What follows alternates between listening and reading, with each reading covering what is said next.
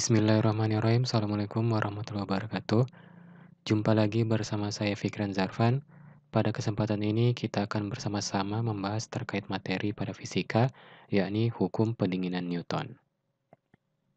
Sebelum memulai pembahasan ini, terlebih dahulu saya akan sedikit mereview materi dasar terkait materi tentang kalor.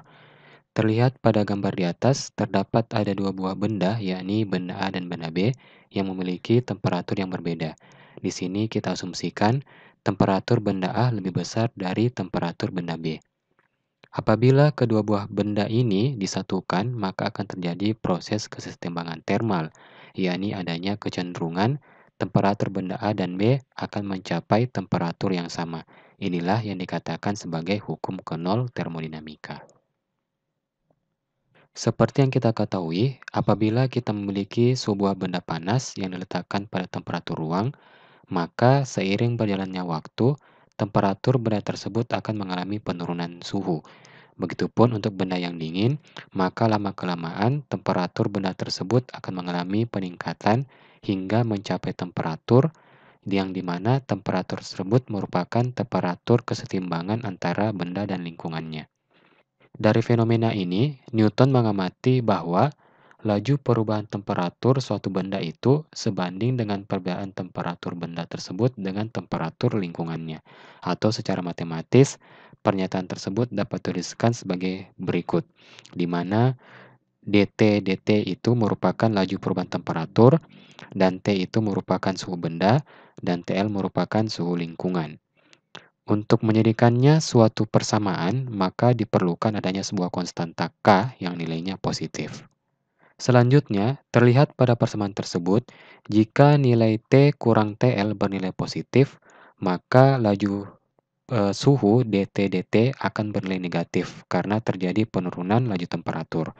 Dan jika nilai dari T kurang TL bernilai negatif, maka nilai laju perubahan suhu akan bernilai positif karena terjadi peningkatan laju temperatur pada benda tersebut. Sehingga, berdasarkan dua asumsi ini, maka perlu diberikan tanda minus pada konstanta K tersebut sehingga diperolehlah persamaan berikut. Laju perubahan temperatur sama dengan minus K dalam kurung T dikurangi TL. Selanjutnya, kita akan melakukan sedikit penyempadan matematis untuk menentukan persamaan temperatur sebagai fungsi waktu.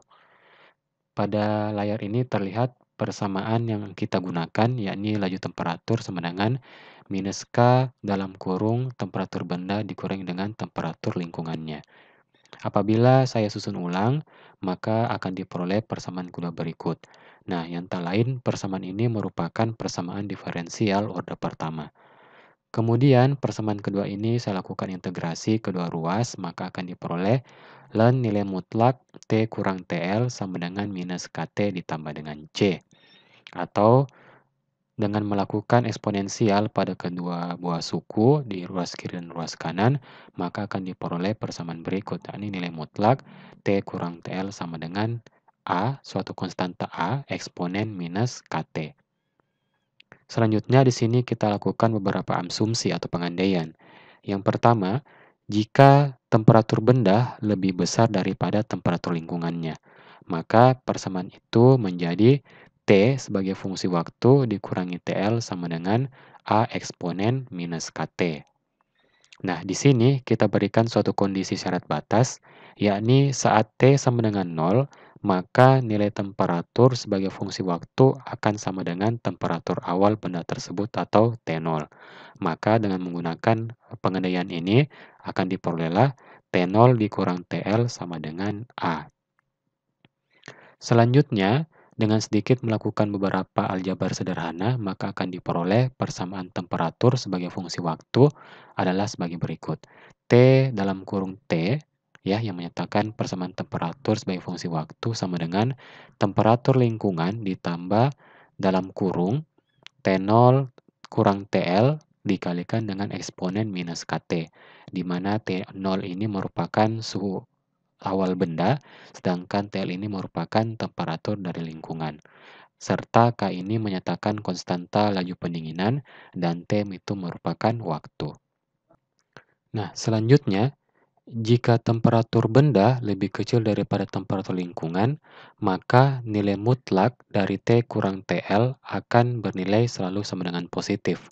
Oleh karena itu, persamaan dalam kurung ini, T kurang TL bisa kita ubah bentuknya menjadi TL kurang T. Kenapa? Karena apabila ini kita gunakan, maka akan menghasilkan suatu nilai yang positif. Oleh karena itu, diperolehlah persamaan sebagai berikut. Selanjutnya, sama seperti langkah yang tadi, di sini kita lakukan syarat batas, yakni jika pada waktu T sama dengan 0, ternyata fungsi temperaturnya itu sebagai fungsi waktu sama dengan T0 atau temperatur awalnya, maka diperolehlah TL kurang T0 sama dengan A. Atau dengan menyubstitusi hasil ini ke persamaan di atas, maka akan kita peroleh persamaan sebagai berikut. Berikut merupakan contoh dari pengambilan data temperatur pada suatu benda. Di sini pengukuran dilakukan pada temperatur ruang, yakni 25 derajat Celcius, adapun suhu awal benda ialah 55 derajat Celcius. Pengambilan data dilakukan untuk setiap rentang waktu 30 detik, sehingga diperoleh 7 data sebagai berikut. Dan gambar di samping merupakan hasil visualisasi dari data yang telah diperoleh. Selanjutnya, apabila pada data tersebut kita buat grafik hubungan antara logaritma natural T kurang TL dan waktu, maka akan diperoleh suatu grafik linear dengan persamaan garis Y sama dengan minus 0,0016X ditambah 3,3779.